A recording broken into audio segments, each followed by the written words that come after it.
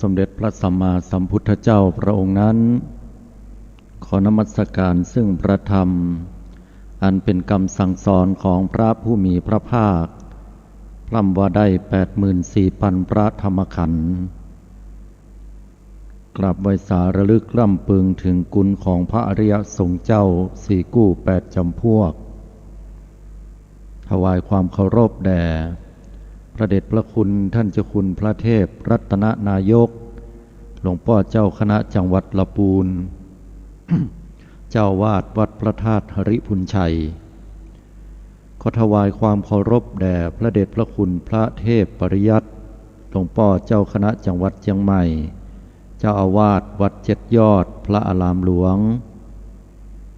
แตบไตรไวสาหลวงพ่อท่านพระครูปริยัติยานุศาสตร์ที่ปรึกษาเจ้าคณะอำเภอเมืองเชียงใหม่เจ้าอาวาสวัดฝ่ายหินด้วยความเคารพท่านอาจารย์พระครูสมุวิศวัตวรกิจโจผู้อำนวยการสถานีวิทยุ 104.50 เมกะเฮิรตซ์รองเจ้าวาดวัดฝ่ายหินตลอดจนถึงบรรดาพระเถรานุเถระเจ้าคณะพระสังฆาธิการทุกตนทุกองค์พี่เนนน้องเนนเจริญสุขสวัสดีอุบาสกอุบาสิกาสาธุชนญาติโยมผู้เป็นเพื่อนร่วมเกิดแก่เจ็บและตายผู้หวังซึ่งความพ้นจากทุกข์เครื่องจองจำพันธนาการแห่งวัฏสงสารแห่งนี้ขณะนี้ทุกท่านกำลังติดตามรับฟังรายการใต้ห่มพระรัตนตรัยออกอากาศกุเจ้าของวันพุธเวลา 5 นาฬิกาจนถึง 6 นาฬิกาเป็นเวลา1 ชั่วโมงตัวกันดำเนินรายการโดยอาตมาภาพอนาลโยโดยที่สาธุชนญาติโยมพุทธบริษัททุกท่านสามารถติดตามรับฟังรายการได้ทางสถานีวิทยุเพื่อการศึกษาพระพุทธศาสนาและวัฒนธรรมคลื่น FM 104.50 เมกะเฮิรตซ์วัดฝ่ายหินก็ขออนุโมทนาผู้อำนวยการท่านพระครูสมุวิศวัตวรกิจโจมาณโอกาสนี้พร้อมกับญาติโยมที่อุปถัมภ์ตั้งสถานีวิทยุกระจายเสียงคลื่น FM 90.75 เมกะเฮิรตซ์เสียงป่าซางขออนุโมทนาขอบคุณกับคุณโยมรัตดาอินตะงามมาณโอกาสนี้และสถานีวิทยุกระจายเสียงทุกคลื่นสถานีที่ทำการกระจายเสียงนำเอาธรรมะอันเป็นโอสถทิพย์สู่โสตประสาทของสาธุชนญาติโยมทุกท่านโดยที่สาธุชนญาติโยมสามารถจะเลือกฟังได้ทาง Facebook หรือทางไลน์ที่ได้แชร์กันออกไปอย่าง140ธรรมะคลายเครียดอย่างนี้เป็นต้นและสาธุชนสามารถที่จะรับฟังรายการแล้วโทรเข้ามาร่วมในช่วงท้ายของรายการที่หมายเลขโทรศัพท์096-680-6683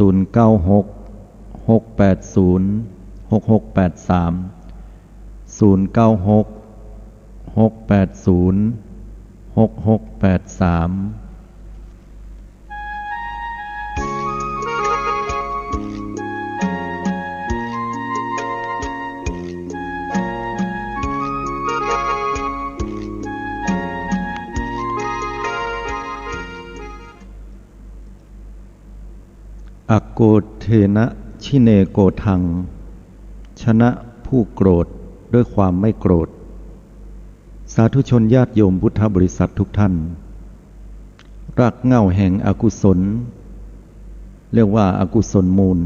มีอยู่3 อย่างนั่นก็ได้แก่ราคะหรือว่าโลภะความโลภโกรธะความโกรธและโมหะความหลง3 อย่างนี้ มีอวิชชาคือความบ่ฮู้ขวางกั้น ปิดกั้นเป็นฉากม่านกั้นไว้ทำให้เฮาท่านทั้งหลายนั้นต้องลงเวียนว่ายตายเกิดอยู่ในวัฏสงสารองค์สมเด็จพระสัมมาสัมพุทธเจ้าทรงอาศัยพระมหากรุณาธิคุณอย่างที่ฮ้องว่าเปรียบประมาณอย่างบ่ได้เลยพอมีมากล้นยิ่งขนาดนับได้นำเอาหลักธรรมคำสอนมาจำแนกชี้แจงแสดงให้บรรดาหมู่เฮาเจ้าพุทธและสรรพสัตว์ทั้งหลายตลอดถึงเทวดาและมนุษย์ทั้งหลายได้สดับรับฟังเป็นแสงสว่างนำทางชีวิตเพื่อพ้นจากความทุกข์ในวัฏสงสารไปได้คนเฮานั้นเนี่ยญาติโยมมีความโกรธเป็นเรื่องปกติ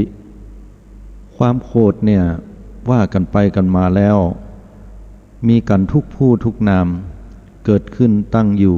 และก็ดับไปคนโกรธเนี่ยมันมีลักษณะที่เป็นการเฉพาะที่เฮามักจะพอหันง่ายเหมือนกันสาธุชนญาติโยมคือกำลังจะบอกญาติโยมว่าปกติถ้าเวลาจิตใจของคนเฮาเนี่ยอยู่กันปกติธรรมดาจิตใจก็ผ่องใสสะอาดนะอันยังกล่าวอันยังเนี่ยยังก็เป็นดีม่วนอกม่วนใจทีนี้พอเวลามันเปลี่ยนไปเนี่ยสู่อารมณ์ของความโกรธก็บัดต่างจากดวงจันทร์ที่ส่องประกายอยู่เปล่งแสงออกมานวลตางดงามเหลือเกินเฮาก็พากันไปชมไปพอซึ่งดวงจันทร์หรือว่าเดือนนั้นแต่อยู่ดีกินได้สักบึดสักกำหนึ่งก็มีเมฆหมอกและเข้ามาบดบังความงดงามของแสงเหล่านั้นก็จางหายไปในที่สุดแล้วก็บิดบังซึ่งความสวยงามงดงามนั้นเหี่ยมิดไปก็บ่เหลือซึ่งความงามอันใดเลยแม้แต่แสงที่จะส่องข้อนี้ฉันใดจิตของมนุษย์คนเฮาที่เป็นจิตประภัสสอนงดงามสะอาดตั้งแต่เบื้องก่อนเบื้องต้นแต่พอกิเลสมันจรเข้ามาบดมาบังจิตใจของเฮาจิตใจนี้ก็เศร้าหมองด้วยอำนาจของกิเลสโดยเฉพาะความโกรธแล้วเนี่ยเปลี่ยนคนเฮาไปเป็นคนละคนเลยเปลี่ยนคนที่มีความสวยสดงดงามก็กลายเป็นคนที่ดูผางไห้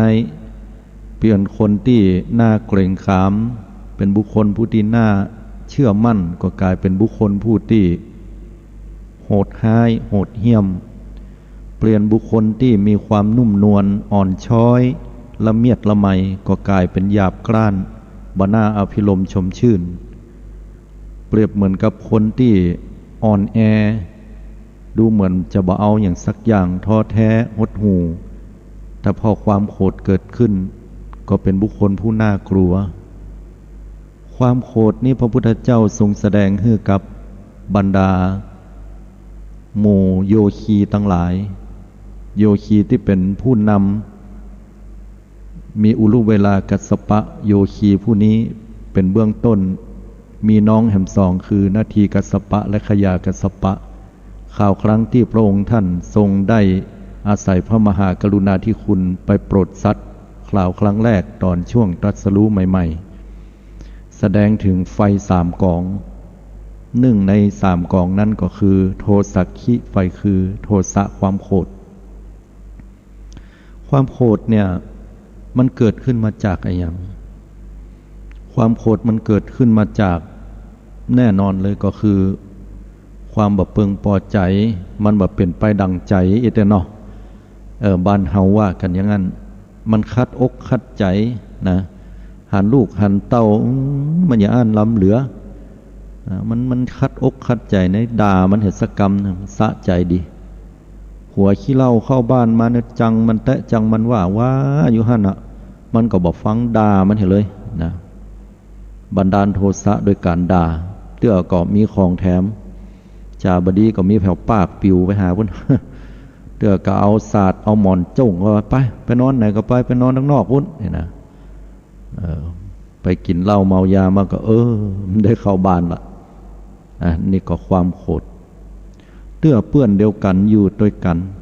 ฮักกันยินแปลงกันมีอย่างแบ่งกันกินความโกรธเข้ามาแล้วก็กลายเป็นว่าทะเลาะเบาะแว้งเป็นละกุยหวดหัวกันพอได้พิษหัวกันจากความเป็นเปื้อนที่ฮักก็เลยกลายเป็นเปื้อนจังกันไปจากคนที่เคยนับหน้าถือตากันกำอู้กำจาเหล่านั้นมากระทบกระเทือนจิตใจก็เลยกลายเป็นความจืดความจางไปโอ้ยเนาะความโกรธเนี่ยมันมีโทษนักญาติโยมเพราะว่ามันบัดสมดังใจเฮาแล้วถามว่าความโกรธเนี่ยมันเกิดกันได้ภัยพ้องจะเกิดตอบได้เลยเกิดได้ทุกคนถ้าบัดได้เป็นพระอริยเจ้าปุณณจันทร์อรหันต์บุญนะจันทร์อนาคามีอรหันต์ขึ้นไปวัดปุถุชนคนธรรมดากัลยาณชนผู้ที่พยายามขัดเกลาอย่างหมู่เฮาตั้นทั้งหลายมีเหมือนกันมีมดทุกท่านทุกคนแม้แต่อาตมาภาพผู้พูดผู้อู้เนี่ยก็มีความโกรธเหมือนกัน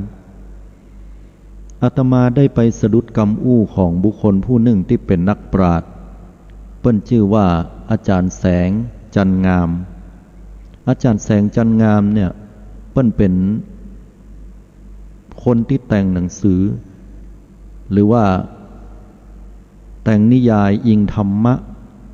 ชื่อว่าลีลาวดีใช้นามแฝงปากกาว่าธรรมโคตรอาจารย์แสงจันงามเนี่ย เปิ้นจะมีจริยวัตรหรือว่าการปฏิบัติตัวเปิ้นเนี่ยเป็นคนสุขุมลุ่มลึกเป็นครูบาอาจารย์แล้วก็เวลาเปิ้นอู้เปิ้นจากำอู้เปิ้นน่าฟังน่าเชื่อการปฏิบัติตัวเปิ้นอยู่ในศีลกินในธรรมเปิ้นได้กล่าวไว้อย่างน่าฟังบอกว่าคนเฮานี่ก็มีกิเลสเหมือนกันหมดอ่ะคนฉลาดจะเอาสิ่งที่ดีๆที่ตัวเก่ามีเอามาโชว์มาแสดงให้คนอื่นเปิ้นพอและเก็บเมียดเอาสิ่งที่มันบ่ดีเนี่ยไว้กับตัวเฮียเปิ้นว่าอย่างนี้เป็นว่าเปิ้นก็บอกว่าทุกคนก็มีแม้แต่ตัวเปิ้นก็มีเหมือนกันแต่คนที่เฉลียวฉลาดจะเอาสิ่งที่ดีๆเอามาเปี้ยมาปั่นมาอวดเปิ้นบ่เอาอารมณ์โกรธบ่เอาอารมณ์เกลียดบ่เอาอารมณ์ที่มันเป็นเหตุทำให้คนอื่นนั้นเสื่อมศรัทธาหรือว่าทำให้เกิดความเบื่อหน่ายทำให้เกิดความเอื่อมระอาในตัวเฮาสังเกตต่อศรัทธาญาติโยมท่านทั้งหลายความโกรธเกิดขึ้นกับบุคคลใดบ่มีไผที่ไหนใครเข้าใกล้ถ้าเป็นสมัยบดเดียวเปิ้นฮ้องว่ามันเป็นออร่าพลังฝ่ายลบคือหมายความว่าเป็นพลังที่พลังงานที่รุนแรงถ้าญาติโยมไปอยู่แดดเนี่ยกลางแดดเวลาแดดอ่อนๆเนี่ยมันอุ่นสบายแม่นก็แต่ถ้าแดดเมื่อใดมันแห้งกล้าขึ้นมามอกเที่ยงมอกบ่ายหนึ่งบ่ายโมงบ่ายสองบ่ายสามเนี่ยฮ้อนจะตายถ้าอยู่ไหนกินไหนบ่ได้ไปตากแดดดีบ่ดีล่างบ่ล่างจะเป็นลม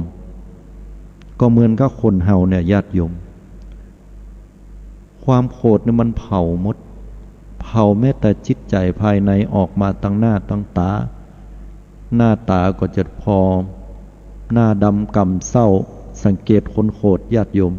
ใบหูเกาหูก็แดงละป่ายบปกริยาอาการที่เรียบร้อย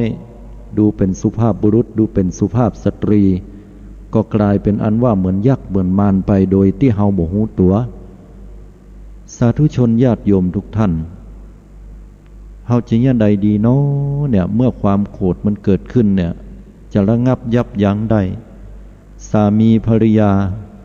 มีอันที่จะต้องพิษหัวกันเพราะอาศัยความบับเปิงอกบับเปิงใจสามีเข้าบ้านพิษเวลาภริยานั้นบ่ได้ทำงานบ้านบ่ได้เอาอกเอาใจสามี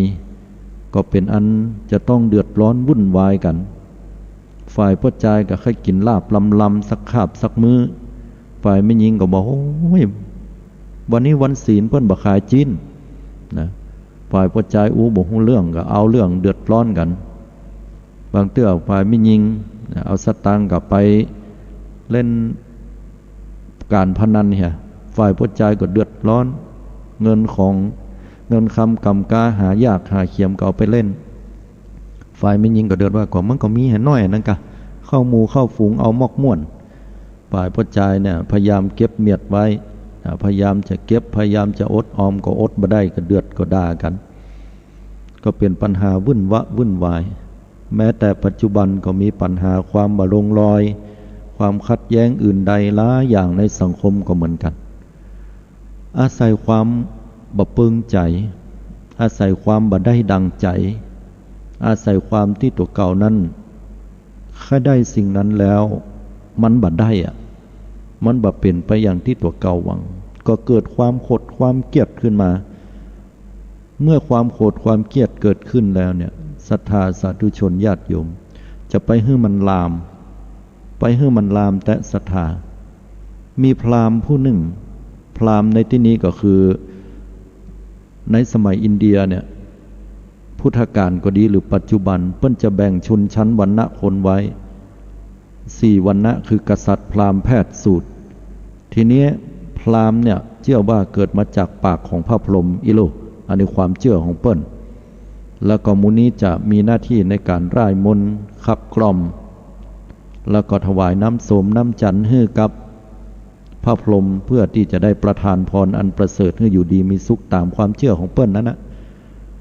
ทีนี้พราหมณ์นี่ก็หันว่าพระพุทธเจ้าเนี่ยทลัดพญาแล้วก็แสดงธรรมที่บ่เหมือนตัวเก่าได้ศึกษาเฮียนหู้มา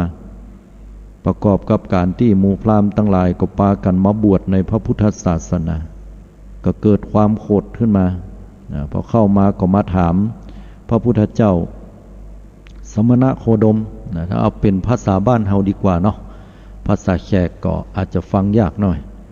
เอาเป็นว่าอี้กันแล้วกันเนาะพราหมณ์นั่นก็เข้ามานักบวชเนี่ยเข้ามาหน่อยก็ถามว่าตุเจ้าข้าอย่างจะอยู่เป็นสุขไว้นะ พราหมณ์นั่นมาโคดก็โคดเนาะโคดก็โคดเกียดก็เกียดหูเก้าหูแดงวึดหน้าแดงวะเนี่ยพอเข้ามาจังยังถามพระพุทธเจ้าสมณะโคดมข้าอย่างละอยู่เป็นสุข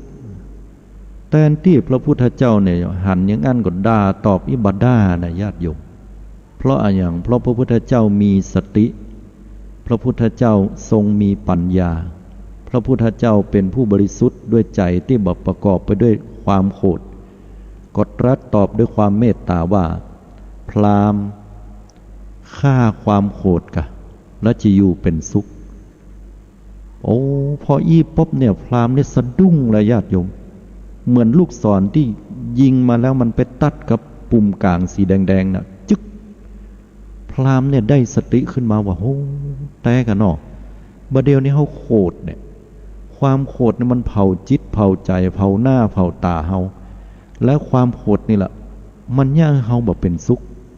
ตั้งแต่ตะฮอดตะวาวันก่อนมาเนี่ยเฮากืดถึงเรื่องของสมณะโคดมเนี่ยเอาบรรดาลูกหลานหมู่พราหมณ์มาบวชเฮาบ่ค่อยเปิงใจแล้วก็บ่เหมือนกับคำสอนของหมู่พราหมณ์หาว่าหมู่พราหมณ์กับหมู่คนทั้งลุ่มหมู่สูตรหมู่วรรณะจันทานทั้งหลายเนี่ยทัดเทียมกันอันนี้พราหมณ์จะมีทิฏฐิตัวเก่าอย่างนี้พอได้สติอย่างนี้ก็ฟังพระพุทธเจ้าแสดงธรรมแล้วก็ได้บรรลุธรรมสาธุชนญาติโยมทุกท่านพระพุทธเจ้าเนี่ยเป็นจอมปราชญ์จอมบัณฑิตที่เรียกว่าอนุตตโลปุริสธรรมสารถิเป็นสารถีแห่งบุรุษฝึกได้บ่มีบุรุษอื่นยิ่งไปกว่าความหมายก็คือว่าเปิ้นเก่งในการสอนคนอุ้ยง่ายสอนคนว่าคนยิ่งอี้มาจะสอนอย่างใดคนยิ่งอี้ประเภทนี้มาหูจริตเลยจะสอนอย่างใดจะเอาธรรมะอย่างฮื้อคนถึงได้หูโวยคนถึงได้เข้าถึงและบรรลุธรรมแต่บรรดาพระสงฆ์สาวกของพุทธเจ้าทั้งหลายเนี่ยบ่เหมือนพระพุทธองค์ก็ต้องก้อยขัดเกลาญาติโยมรวมถึงตัวเก่าตัวเหมือนกันรวมถึงบรรดาลูกศิษย์ลูกหาความโกรธเนี่ยศรัทธาญาติโยมทั้งหลายมันเข้าครอบงำจิตใจคนเฮาแล้วเฮาจะตกเป็นทาสของมันเมื่อเฮาตกเป็นทาสของมันอยู่แล้วเนี่ยมันจะกึดอย่างบ่ออก คนบางคนที่มีความรู้นักๆคนบางคนที่เป็นนักปราชญ์คนบางคนที่เป็นครูบาอาจารย์คนบางคนที่เป็นเจ้านายคนบางคนที่เป็นบุคคลแห่งประเทศคนบางคนที่เป็นเจ้าฟ้ามหากษัตริย์คนบางคนที่เป็นคนที่เคารพยกย่องของสังคมถามว่าเปิ้นฮู้ก็เป็นนักปราชญ์ราชบัณฑิตฮู้ก็ฮู้แต่เมื่อใดก็ตามที่ความโกรธเข้าครอบงำแล้วเนี่ยปัญญามันจะถูกยุดไว้เปิ้นถึงได้บอกว่าความโกรธเกิดขึ้นมันจะดับปัญญาเพราะว่าจิตใจเนี่ยมันจะเสวยปัญญากับความโกรธอันเดียวกันในเวลาเดียวกันบ่ได้เพราะว่าความโกรธมันเป็นอกุศลและปัญญามันเป็นอยู่ฝ่ายของกุศลกุศลและอกุศลจะเกิดขึ้นในดวงจิตเดียวกันคณะเดียวกันบ่ได้ฉะนั้นแล้วเนี่ยเราจะสังเกตว่าคนโกรธจะบ่มีปัญญาแน่นอนแม้แต่สติก็บ่มีมันอยู่ที่ว่าไผ่ลุดเนี่ยอาตมาเนี่ยบางทีลุดนะญาติโยมโคตรเนี่ยเขาโคตรแต่โคตรว่ามันบ่เหมือนใจเนาะญาติโยมแต่เขาต้องระมัดระวังยับยั้งชั่งใจจะไปให้มันออกมาทางกายทางวาจาออกมาทางกายเนี่ยถ้าหากว่าได้ลงตีนลงมือเข้าไปเห็นแล้วเนี่ยโอ้มันเป็นวิบากกรรมเขาสักหลังเตื้อพ่อแม่เนี่ยตอนหันลูกน้อยโคตรลูกไหนมาบ่ฮู้ละอ่อนก็หบกินขนมแม่ก็เอาไม้แส้หวดลูกหวดบัญญังนะเอาเหี่ยบบลูกก็ให้แล้วให้แหมแม่บางเตื้อก็ยะไปด้วยความที่ตัวเก่าโคตรแต่พอได้สติขึ้นมาสักบึดสักเมื่อหายก็เข้าไปปลอบลูกแล้วก็กินแหนงใจเตื้อก็กึดกินแหนงแท้เนอเป็นน้ำหูน้ำตาพ่อบางคนนั่นเตื้อก็เอาละกุยไปหวดลูกมันบับฟังแต่พอรับหลังลูกไปแล้วอยู่กับแม่ก็มาให้ครับบันน่าจะเอาละกุยเนี่ยไปตีลูก มันเป็นหอยแผลที่ใจของพ่อแม่ที่มีความกึดกินแหนงแคลงใจที่ตัวเก่าได้ยะลงไปสิ่งเหล่านั้นสาธุชนญาติโยมทุกท่านเมื่อความโกรธเข้าครอบงำแล้วเนี่ยจะไปฮื้อมันออกมาต่างวาจาออกมาต่างวาจาแล้วมันจะด่าใครก็ได้มันจะไปว่าย่อว่าหาใครก็ได้มันจะไปย่ายใดก็ได้ที่จะย่าฮื้อเฮานั้นได้เกิดความสะใจจะไปฮื้อมันได้ออกมาต่างวาจาปิดวาจาไว้เหมือนกรรมบักเก่าเพิ่นว่าจะไปปากอีน่ะคือดักไว้เหียไผ่โคตรแล้วก็ดักชื่อพื้อไว้นะบัดต้องอู้บัดต้องปากนะแล้วก็เมื่อดักแล้วก็ต้องหาวิธีในอันที่จะต้องออกไปฮับอารมณ์อื่นให้มันคลายเหียก่อนนะให้มันคลายให้มันเป่งมันวะดีๆขึ้นมาแล้วก็ปิกมาก็มาอันก็อยู่กับตัวเก่าอยู่กับลมหายใจนี้นะกำหนดลมหายใจนิญาติโยมหายใจเข้าพุทหายใจออกโทพองหนอยุบหนอสมาอรหังยังก็แล้วแต่ทำไปตามที่เขาเคยปฏิบัติเวลาคนโกรธเนี่ยญาติโยมอาตมาสังเกตตัวเก่าเขาจะบหันตัวเก่าเลยนะโยมแปลกเฮ้ยในมโนความคิดของเขาที่เขากึดนะเขาจะขันเฉพาะคนที่เขาโกรธแม่ไอ้ห่านี่มันเอาสักคำหน่อยนะเขาเอาละกุยหวดมันไอ้นี่ใครนอสักดาไม่สักกรรมนอมันว่าเขาเนี่ยนะโคตรเกลียดกันใครทำนั่นใครทำนี่ก็เพราะว่าเวลาเฮาโคตรเนี่ยมันตัวเฮานี่หายไปเลยแสดงว่าเมื่อตัวเฮานี่หายไปก็แสดงว่าสติมันลุดไปละเปิ้นฮึปิกมาอยู่ที่ลมหายใจหรือว่าถ้าเฮาบัดเคยปฏิบัติธรรมเฮาก็อาจจะไปยะอย่างอื่นเหียบดีกึดถึงเรื่องเหล่านี้ไปยะหันยะนี่ยะการนั่นการนี้แล้วก็พยายามให้มันคลายให้บ่อยพระพุทธองค์ทรงตรัสสอนไว้ว่าเมื่อความโกรธเกิดขึ้นให้สู่เขาทั้งหลายฟั่งดับมันดุจบุรุษผู้ถูกไฟไหม้ที่ศีรษะต้องรีบดับฉันนั้นว่าเพิ่นว่านะแม่หน่อยญาติโยมเคยมีก่อเฮาอาตมาหันในคลิปในคลิปที่เขาเอามาให้พอมอกม่วนๆเนาะ คลิปโควิดแล้วก็มีอันคนอินเดียอินเดียก็อย่างกับว่าไล่โควิดโดยพิธีพิสดารนั่นก็คืออมน้ำมันไว้แล้วเอาไฟไปล่อไว้ตั้งหน้าเป็นเตียนแล้วก็คือคนป่วยนั่นน่ะมันยืนอยู่แกก็เป่าอมผูเนาะ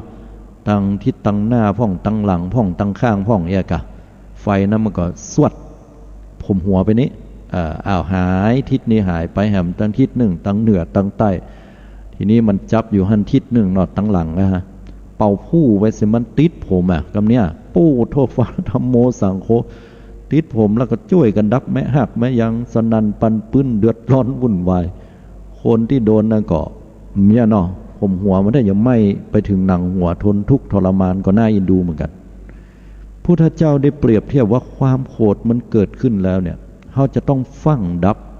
ดุจบุรุษผู้ถูกไฟไหม้ที่ศีรษะหรือว่าบนหัวเนี่ยต้องขัดใจดับบ่ต้องรอเป็นเปรียบเทียบอย่างเงี้ยเหมือนกันนะคนเฮาถ้ามีความโกรธแล้วขัดใจดับมันลงแล้วแต่วิธีการว่าจะดับอย่างไรนะญาติโยมเพราะฉะนั้นแล้วความโกรธเนี่ยมันคือโทษนักนะมีวิธีการที่จะดับร้ายสิ่งหลายอย่างกำหนดลมหายใจก็ถ้ามันบัดได้เนี่ยเขาก็ต้องเปลี่ยนไปทำอย่างอื่นนะอาจจะไปย่าอย่างอื่นเหียนะแต่ก็จะไปพยายามไปเอาอารมณ์เหล่านี้ไปลงให้กับคนอื่นแถมโดยที่เปิ้ลบอกหู้เรื่องหู้ราวคนที่เปิ้ลช่ำชองผ่านโลกมานักเนี่ยญาติโยมอาตมาเคยมีนะตอนเป็นละอ่อนเนี่ยโคตรเกลียดด่าหัวบรรดาคนใหญ่ทำซ้ำละอ่อนนะเนาะด่าคนใหญ่เปิ้ลด่าแม่เดือดเอ้าไปว่าอย่างนั้นนะแม่ก็เอามือมาตบปาก ไปว่าอีปากบดีบได้นะไปสุมาเปิ้ลเหียตึงบัดสุมาเดินตึงตืบเห็นครับสุมาเดินตืบตีนกับไม้แป้นบ้านนะบ้านเป็นฝากลั่งไปแม่บ่ยอมนะเอาไม้แส้หวดนะดินขวาดสอนลูกแต่พอตกแห่งบ่เมินบ่นานพอห้าวหายจากการให้แล้วได้สติขึ้นมาเนี่ยแต่เขาไปว่าคนเฒ่าคนแก่เพิ่นบ่ดีก็มาสุมาเพิ่นขอโทษไว้เพิ่นก็ว่าโอ้ไปชี้ถือแล้วไปละนะคนโคตรบ่กึดหยังเพิ่นว่าบอกคือแม่อาตมาก็มากึดว่าโอ้เพิ่นเป็นผู้รักผู้ใหญ่เนาะผ่านโลกมานักหูหันโลกว่าโอ้คนโคตรมันเป็นอย่างอี้คนบางคนเลยบอกว่าบ่เถือมันโคตรก็บ่ต้องไปกึดอย่างมันคนโคตรมันถึงบ่เอี้ยนะถ้าคนที่มีสติเราพอปิกมาอย่างนี้เราจะกินแหนงใจแสดงว่ายังมีหิริโอตตัปปะยังมีความละอายต่อบาปยังมีความสะดุ้งกลัวต่อผลของบาปแต่คนที่โคตรเป็นเจ้าเฮือนแล้วเอาตัวเก่าว่าเอาใจตัวเก่าว่าบอกเกยแบ่งใจหาคนอื่นบอกเกยกึดเลยว่าคนอื่นที่เปิ้นได้รับการโคตรตัวเก่าหรืออยู่ก็ตัวเก่าจะต้องกล้ำกลืนฝืนทนจะต้องรองรับอารมณ์ตัวเก่าไปมึนๆเนี่ยถามว่ากึดถึงเปิ้นพ่องก่อถ้าบอกกึดแล้วเนี่ยแสดงว่าแย่ขนาดเพราะว่าเอาตัวเก่าเป็นศูนย์กลางเป็นเซนเตอร์บุคคลอย่างนี้เนี่ยจะขาดเสน่ห์ญาติโยมทั้งหลายเหมือนกับสามีภรรยาสามีเป็นคนขี้โคตรขี้เกียจมาเมื่อใดก็มาลงที่เมียนั่นเมียก็หันกึดว่าเฮาฮักกันในวันแรกจังมันเตอไปโอ๊ตเอานั่นกะป่ายบ่ปอก็มีโซ่ทองคล้องใจมีลูกตัวเก่าอยู่ก็คิดเห็นว่าเขามีลูกด้วยกันละกันไปแล้วมันก็จะมีปมด้อยอินดูลูกอดทนอยู่ด้วยกันในที่สุดอดแสนอดบ่ได้แล้วก็ต้องลงไม้ลงมือกันและน่ากลัวนะโยมเพราะว่าคนที่อดแสนอดเนี่ยคือมันสะสมสั่งสมความโกรธไว้นักแล้วรอวันจะระเบิดอันนี้อาตมาว่าน่ากลัวนะอันนี้ก็เป็นประเภทที่เก็บความโกรธความเกลียดเก็บกดไว้อันนี้ก็ยิ่งน่ากลัวเหมือนภูเขาไฟรอวันจะระเบิดอย่างเงี้ยเนี่ยมันเป็นสิ่งที่สุดท้ายแล้วต้องหย่าต้องร้างกันบางคนฝ่ายสามีก็ต้องอดทนภรรยานะอดทนต่อกันมาตลอดในที่สุดแล้วก็กึดเห็นว่ากู้กันบ่ฮู้เรื่องเป็นอันต้องแยกกันก็เลยทำให้ชีวิตกู้นั้น แปรผันกันไปเป็นคนละอย่างไปฉะนั้นแล้วเนี่ยโทษของความโหดมันมีนักญาติโยมสาธุชนทุกท่านเป็นคนที่ขาดเสน่ห์เป็นคนที่ขาดความน่านับถือเป็นคนที่ถูกมองว่ากิเลสอาสวะมันครอบงำจิตใจเขาได้แล้วก็บ่ได้ระงับยับยั้งก็ทำให้คนอื่นนั้นบ่ค่อยอยู่ใกล้ตัวฉะนั้นแล้วศรัทธาญาติโยมเมื่อความโกรธเกิดขึ้นให้ฟังดับให้พยายามหาวิธีการทุกๆอย่างนะเพื่อมันจะบ่ได้เตลิดเปิดเปิงแต่บางคนนั้นมีความโกรธแล้วเก็บความโกรธไว้เป็นระยะเวลาเมินคนบางคนนะเปิ้นว่าญาติโยมคือโกรธง่ายนะโกรธง่ายแต่หายเว้ยอันนี้ก็ประเภททำอย่างนึงนะโกรธง่ายหายเว้ยเนี่ยนะว่าอย่างน้อยนะก็เก็บไปกึดโกรธละแต่ก็ดีอยู่พอโกรธแล้วว่าเหตุกรรมนึงก็แล้วก็เดี๋ยวหายละนะอันนี้ประเภทอย่างนี้ประเภทที่สองนะโกรธง่ายหายจ้าโอ้อันนี้หนักน้อยโกรธขึ้นมากรรมหนึ่งนะโกรธง่ายเพิ่นว่าอย่างน้อยกระทบกระทั่งก็บ่มีความอดทนแล้วก็เก็บไว้เมินโกรธในใจแง่งอยู่หั่นน่ะจาบดีก็กึดหาวิธีการแก้แค้นผู้อื่นอันนี้เนี่ยอันตรายนะฮะท่านลักษณะนี้เป็นของวักความอาฆาตแล้วก็หาวิธีการอันใดที่จะต้องยะให้คนอื่นต้องมีความชิบหายวายวอดกูจะเอามันสักกรรมรอสักวันหนึ่งกูจะยะอย่างอันกูจะทำอย่างอี้เป็นเหตุทำให้เกิดการจองเวรซึ่งกันและกันบ่มีที่จบที่สิ้นเหมือนพระพุทธเจ้าและพระเทวทัตในอดีตชาติเป็นกู้วิบากกรรมมาด้วยอำนาจของคำว่าการจองเวรอาฆาตพยาบาทกันเป็นสิ่งที่บดีญาติโยมทั้งหลายการให้อภัยดีที่สุดความโกรธความเกลียดเนี่ยมันเป็นสิ่งที่นำพาให้คนเฮานั้นเดือดร้อนใจวุ่นวายกันนะบอกว่าจะเป็นไผก็แล้วแต่เจ้านายลูกน้องเวลาเจ้านายขึ้นก็ด่าลูกน้องเต็มที่ลูกน้องก็มีหน้าที่ฟังอย่างเดียวนี่อย่างก็บ่ได้ตอบโต้ก็บ่ได้บ่อั้นจะต้องได้ลาออกงานนักเข้านะลูกน้องก็โคตรก็เกลียดยังมีเรื่องเล่าอดเคยหัวบ่ได้อย่างหนึ่งเนาะว่าเจ้านายเนี่ยไปเกลียดเนี่ยอย่างบ่ฮู้เครียดกับงานแล้วก็ไปเกลียดให้ไผบ่ฮู้มาก็จมด่าอยู่หั่นสั่งสมศรี เลขาชื่อสมศรีให้ไปชงกาแฟอีกบ่นะก่อนที่จะไปชงกาแฟเนี่ยก็ด่าอีสมศรีให้กำนะสมศรีก็พยายามจะทำใจไปชงกาแฟให้มันถูกใจเจ้านายที่สุดสมศรีสังเกตหันว่าวันไหนเจ้านายอารมณ์จอยอารมณ์ดีก็กาแฟแก้วนั้นมันอย่ามาล้ำแต่ล้ำว่าหวานมันอร่อยชื่นชมแม้ว่ากาแฟนั้นจะเป็นกาแฟดำที่บ่ได้ผสมน้ำตาลบ่ได้ผสมนมข้นนมเนยอย่างเลยสักอย่างบ่มีแม้แต่น้ำผึ้งก็ล้ำของเจ้านายสมศรีก็อมยิ้มหวานแต่วันใดก็ตามถ้าเจ้านายอารมณ์บดจ่อยขึ้นมาสมศรีต้องระวัง ทีนี้อีสมศรีเนี่ยมันก็ไปโดนด่ามากรรมก็ไปชงกาแฟพยายามจะให้ถูกใจเอารสชาติดีๆเนี่ยมาให้แล้วก็กลไปกลมาเอาไปมอบให้กับเจ้านายยกขึ้นมาหน้าตาเนี่ยแดงตึงแดงตังโคตรในมากก็บ่ฮู้พอจิบกาแฟกำเดียวเอาวางโต๊ะขลักคักถามว่าสมศรีว่าดีว่าแต่เนี่ยอันเนี้ยใจมือเขาว่าใจตีนยะเนี่ยอีลูกปวดท้องสมศรีเนี่ยบอกโอ้อันอย่างยังใดนะโอ้พอแล้วถามแต่ตั้งใจยะพ่องกรเนี่ยไปเอาไปมันยะมาใหม่สมศรีก็เลยไปเปลี่ยนทีนี้สมศรีขึ้นพ่อง ลมคนเฮามันขึ้นได้หรอกูอดมามึนแล้วนะยือล้ำเหลือนะกลไปกลมาเนาะชงใหม่หรอกกลไปกดมามันบัดล้ำกันเนี่ยมึงเอ้ยนะ ใจขึ้นกึดไปกึดมาขาดทุยลงไปใส่แว่น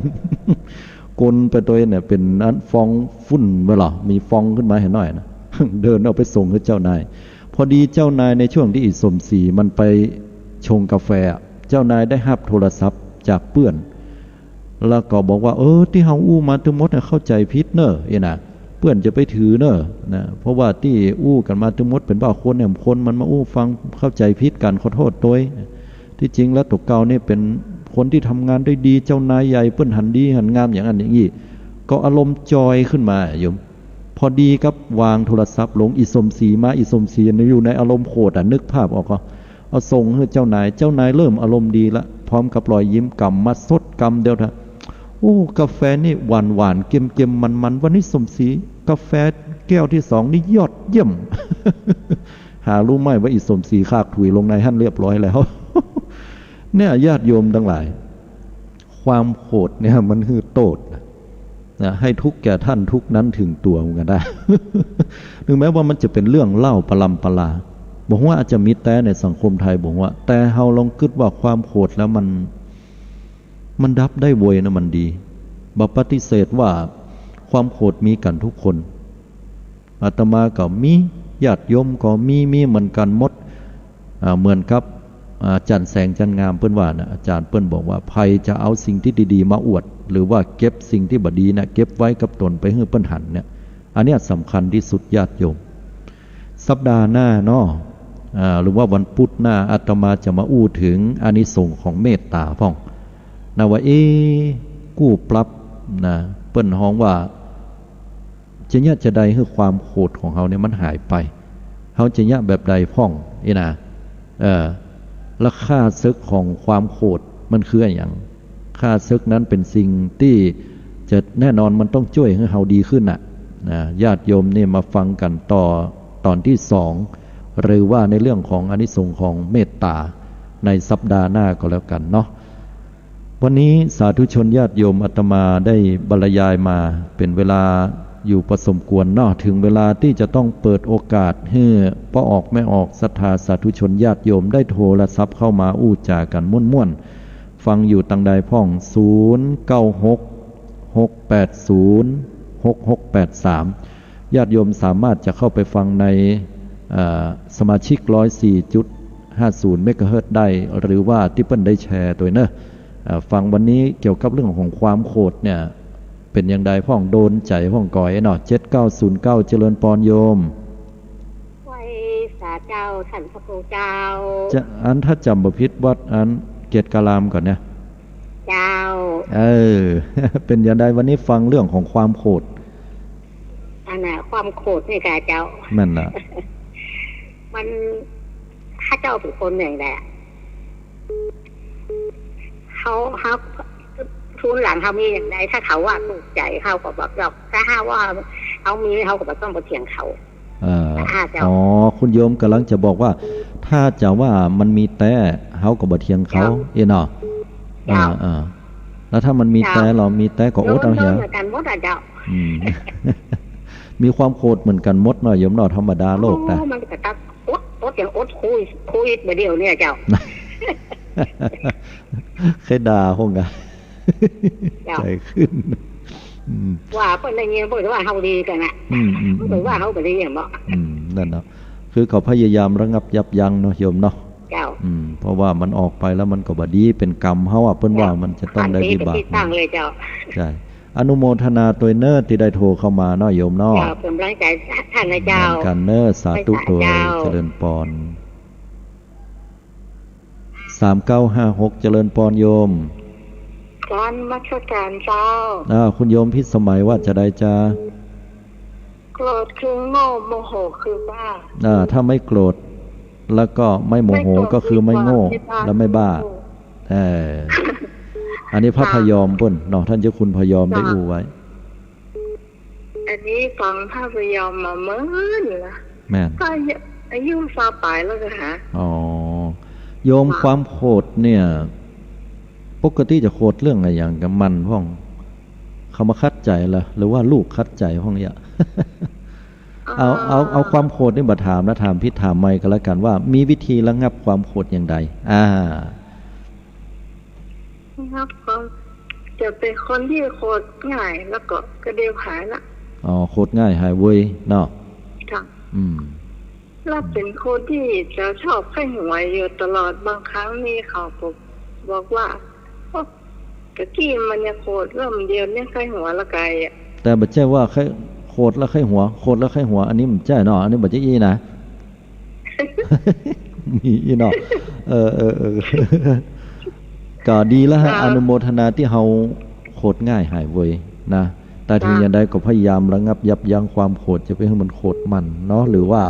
บ่เอาความโกรธปรากฏเนี่ยเปิ้นฮ้องว่าน้ำคุณอยู่ในน้ำใสอยู่นอกเนาะพ่อนี่จะโชคดีอย่างที่ว่าได้ลูกที่ดีที่บ่ค่อยได้อบรมเท่าไหร่ก็เป็นบุญละอนุโมทนาโดยเนโยมขอโทษโดยเวลามันมีน้อยเนาะต้องขออภัยโดยสาธุเจริญพรอันนี้ประเภทโคตรง่ายหายเว้ยเนาะ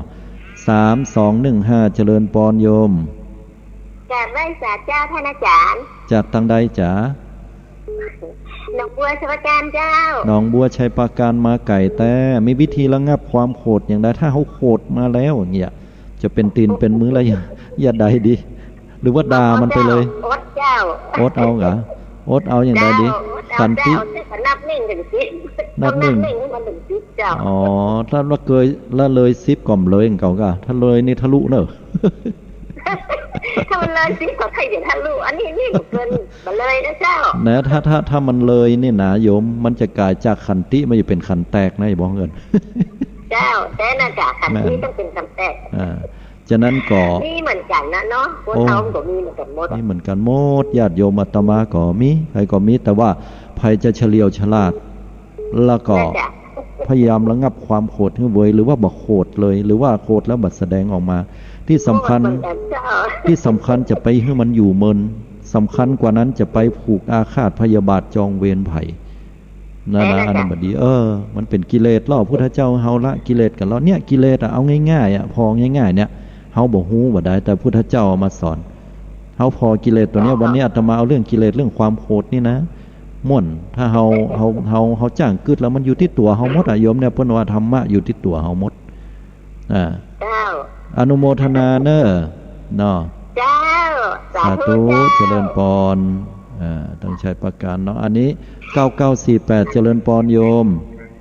กราบพระอาจารย์ค่ะ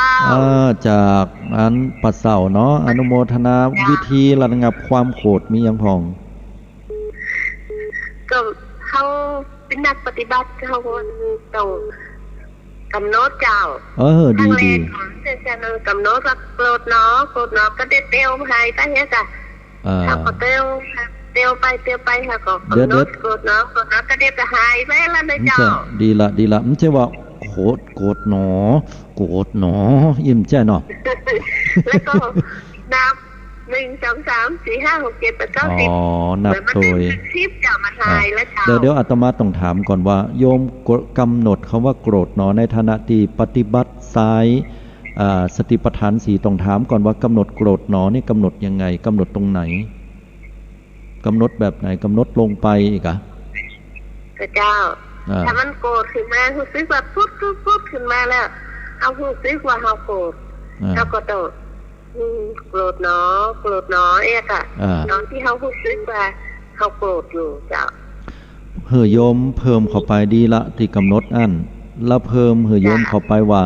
โยมจะไปยึดมันนะอารมณ์ตัวนี้แต่โยมพอมันพอในใจพออาการโกรธมันเหมือนเฮาพอละอ่อนน้อยที่มันเล่นไปเล่นมานั่นน่ะก็พอจิตเราพอมันโกรธอย่างได้พอแล้วมันโกรธอย่างได้เดี๋ยวนี้ใจของเฮามันโกรธอย่างได้พอแล้วน่ะแล้วกำหนดลงไปว่าโกรธหนอพอเนี่ยความโกรธมันคลายกะมันตึงกะมันเริ่มหนักขึ้นกะหรือมันหน่อยลงก่อยละลงละไปจนในที่สุดมันหมดจิตมันจะเห็นหู้สิ่งเหล่านี้ว่ามันตั้งอยู่เกิดขึ้นตั้งอยู่ระดับไปมันจะเป็นตัวปัญญาที่เกิดขึ้นเองจากการที่เรามีสติจากการที่เรากำหนดเพิ่นห้องว่าจิตตานุปัสสนาแล้วก็กำหนดถึงธรรมานุปัสสนาตัวอนุโมทนาโยมเนอสาธุกราบบังสาเจ้าอันนี้ก็มาในมุมมองของนักปฏิบัติสุดยอดเนอโยมเนอโอ้ลุดไปละโทรเข้ามาใหม่9200โอ้โทรมานักเจริญพรโยมจากทางใดเนี่ยบ้านเราสันปิงเจ้าบ้านเราสันปิงถ้าเวลาโคตรเลยนะยาใดลูกหนีค่ะลูกตีลูกหนีเดี๋ยวขอโทษโดยหูหาเรื่องเลยอาตมาฟังพอตอนแรกก็ว่าลูกตีเลยแปลว่าลูกหนีเนาะลูกหนีไปเลยแม่นละถูกต้องละโยมเพราะว่าอย่างน้อยที่สุดเขาหนีไปก่อนบ่ต้องไปตอแยกันเตื้อเพราะว่าถ้ามันต่างคนต่างโกรธเนาะ เดี๋ยวมันจะมีเรื่องขึ้นแล้วเมินก่อนลูกหนีไปแล้วพอเมินกัดสะบึดสะเมื่อแล้วเขาไปเนี่ยยังอย่างเงี้ยอาจารย์ก็ทำในเงาอย่างเงี้ยเนาะแล้วก็คือมันหายแล้วก็มาอู้กันเนี่ยเนาะมาอู้กันอ๋อใช่ละอนุโมทนาบุญเนอร์ที่แนะนำวิธีเนาะเราสันปิงเนาะเจ้ากับอาจารย์เจริญพรสาธุเจ้าเอาละต่อมาเก้าเบอร์อย่างแหมเดี๋ยวโทรมาแหมกำ1ลุดไปแล้วเนาะ0966680668392995เจริญพรโยมนมัสการเจ้าจากตังใดจากบ่สร้างการจ้องเลยครับบ่สร้างกลางจ้องที่เคยโทรมาจำได้แต่อยากจะให้คนที่อยู่บ้านเพิ่นหูตัวเอกะเป็นยังไงถ้าว่าโคตรแล้วมีวิธีกำจัดความโหดระงับความโหดอย่างไรพ่องช่วยแนะนำหรอถึงวันนี้ก็เจอวันอยู่นะแต่เจ้าก็เข้าในบ้านเนี่ยแล้วก็ปิดประตูเข้าในบ้านแล้วปิดประตูอ๋อเดี๋ยวก่อนเนอะเดี๋ยวต้องถามว่าเข้าในบ้านแล้วปิดประตูแล้วจะได้ต่อให้1 2หรือว่า2หรือว่า2เอาผ้าเนี่ยไปฟันในบ้านมึงใช่กะว่าเล่นเนี่ย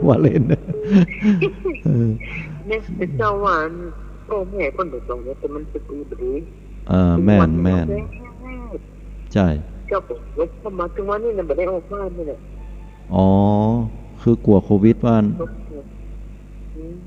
กลัวเขานอนให้จ้ะอ๋อคือกลัวว่าบัดจับอารมณ์แล้วก็เลยพยายามลบอย่าหน่อยโยมเนาะลบเลยเจ้าอ๋อดีละเฮาก็มาฟังข่าวฟังอย่างเงี้ยคือกำลังจะบอกว่าอันลบจากอารมณ์นั้นน่ะที่โคตรหรือว่าคนที่เฮาโคตรตัวน่ะปิกมาอยู่มาฟังธรรมะแทนเอาอีเนาะเป็นวิธีที่ดีเจ้าตัวนี้เข้ามาใส่อกเจ้าอ๋อดีละสาธุอนุโมทนาแท้ๆเลยเจ้าอันเดี๋ยวอันท่านมีแม่อยู่เจ้าอันอย่างก็ฮะมีแม่อยู่เจ้าอาตมาก็ต้องมีแม่กับโยมแต่ว่าแม่อาตมานี่เปิ้นสวีละโอเคมีอยู่ขอบคุณหลายๆนะโยมเนอะนมัสการเจริญพรสาธุอันนี้ก็5913เจริญพรโยมสาเจ้าโทรมาจากทางใดจ้าเนี่ยยายแดงปากคอยใต้เจ้ายายแดงปากคอยใต้ถ้าสมมติว่าโคตรแล้วยายแดงมีวิธีอย่างใดที่จะให้มันหายโคตรเขาคงว่าปัดโคตรเขาเรื่องยังเขาก็ปรับปรุงตัวเก่าเขาเนาะเขาไปทำอย่างก้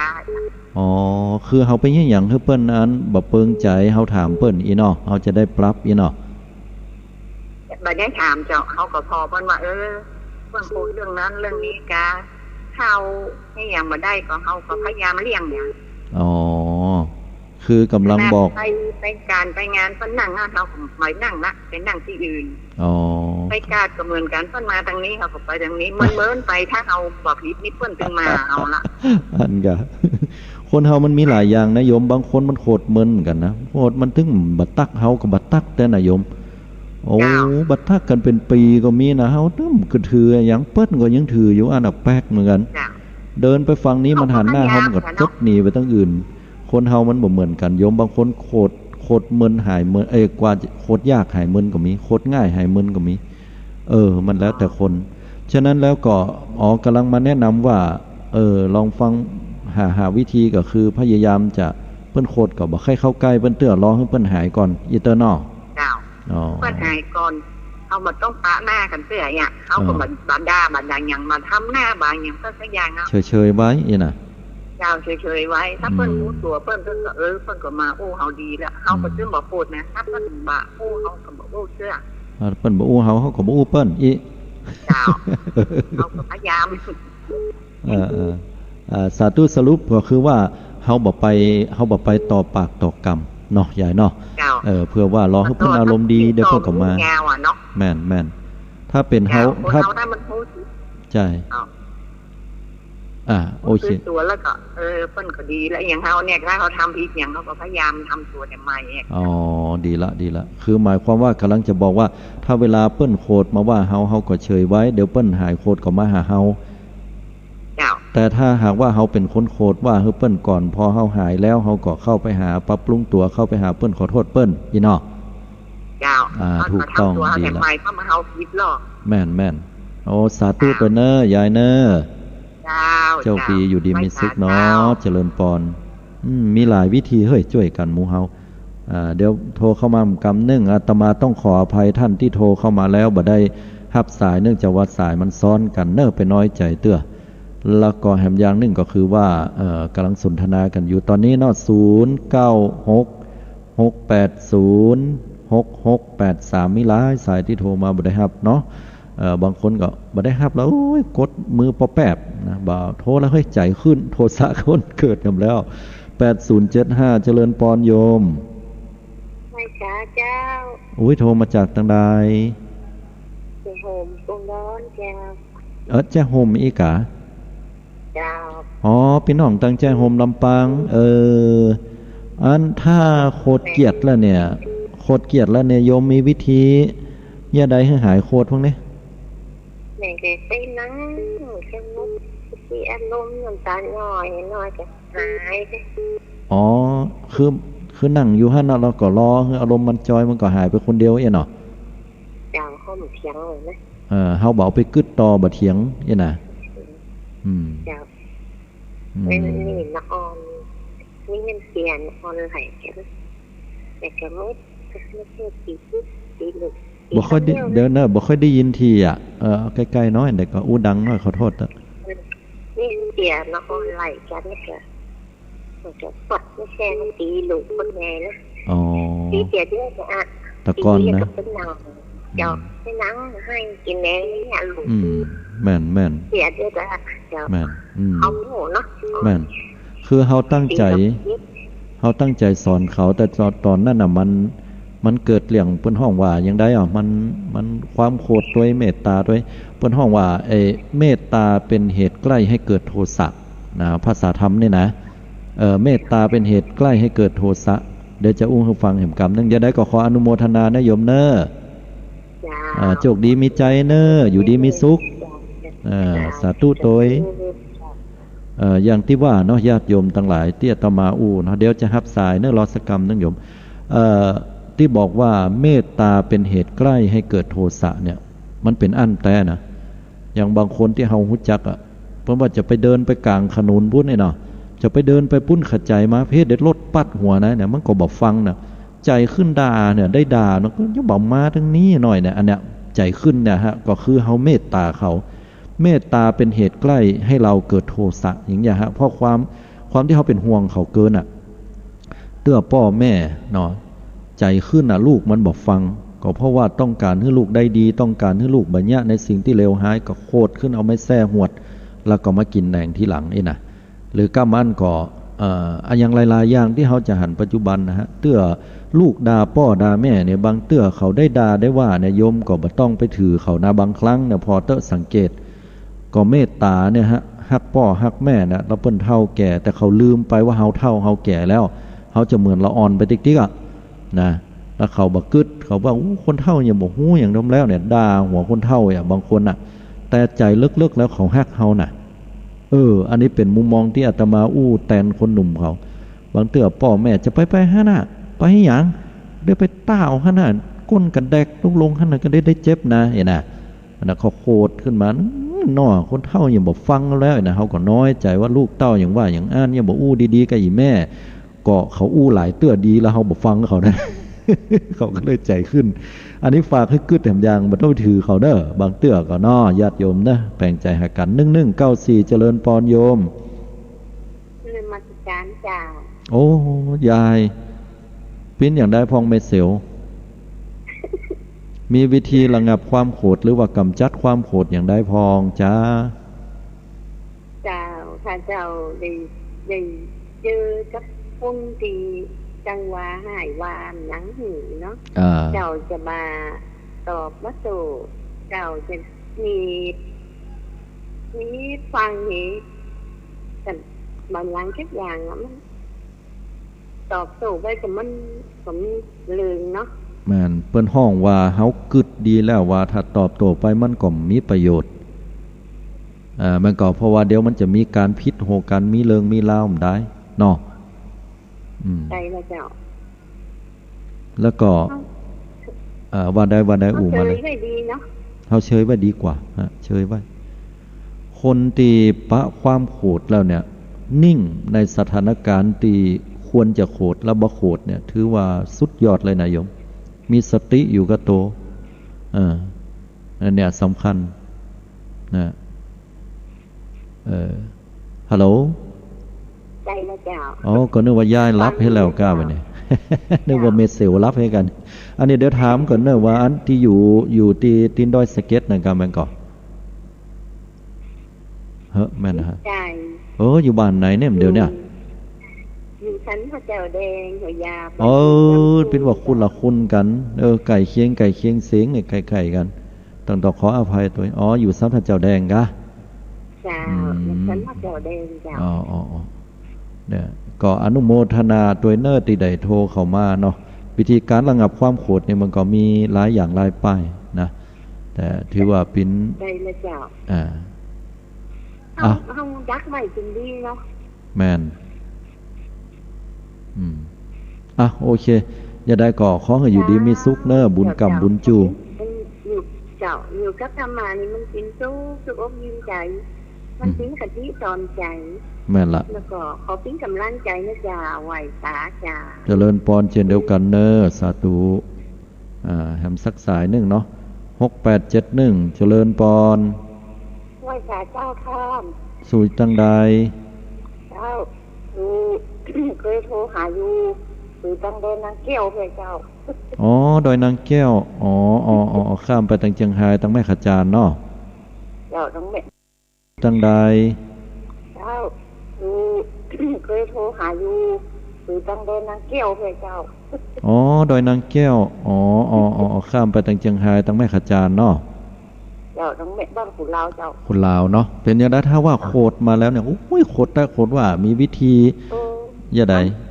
มันก็มีโคดถ้าโคดมามันก็บอกความน้อยใจตัวเองกับเจ้าแล้ววิธีอย่างใดให้มันหายน้อยใจหายโคดเนี่ยเขาก็ขึ้นไปอย่างเอี้ยว่ากูทำดีแล้วแล้วเขามาหันดีตัวพี่น้องกูเลี้ยวไปแล้วมันไปเหี้ยจังมันเนี่ยเนาะเจ้ามันจะว่าวิธีระงับความโกรธแล้วห้องเพลงอยู่ป่ะเจ้าเนาะมันแน่ก็อาจจะได้ผลดีละหูจักปลงวางเนาะเป็นนาบุญนะโยมปลงวางอย่าเขาคิดว่าเขาทำดีแล้วเขามาหันดีเขาเรียกว่าน่ะแล้วไปแม่น่ะเนาะตามเรื่องมันนั่นกันเนาะอนุโมทนาเนอพี่น้องศรัทธาทางเชียงรายโทรเข้ามาเนี่ยดีใจแต่สาธุตัวเนอกำลังใจถามตัวเจ้าเหมือนกันเนาะสาธุตัวประจำเลยเจ้าดีอนุโมทนาเนี่ยติดตามเนอไปลืมวันพุธนะธรรมะเนี่ยเตะสาธุตัวอันนี้พี่น้องศรัทธาต่างเชียงรายแม่ขจารเวลาหมดเห็นแล้วญาติโยมกำลังม่วนสัปดาห์หน้ามาปะกันใหม่เนอพี่น้องศรัทธาญาติโยมขอความผาสุกวิหารธรรมบังเกิดกับศรัทธาสาธุชนทุกท่านเพื่อได้ขาดแคล้วต่อภัยมารทุกประการโรคระบาดโควิด -19 สำหรับวันนี้อาตมาต้องนำรายการไปก่อนละเนออายุวันโนสุขังปะลัง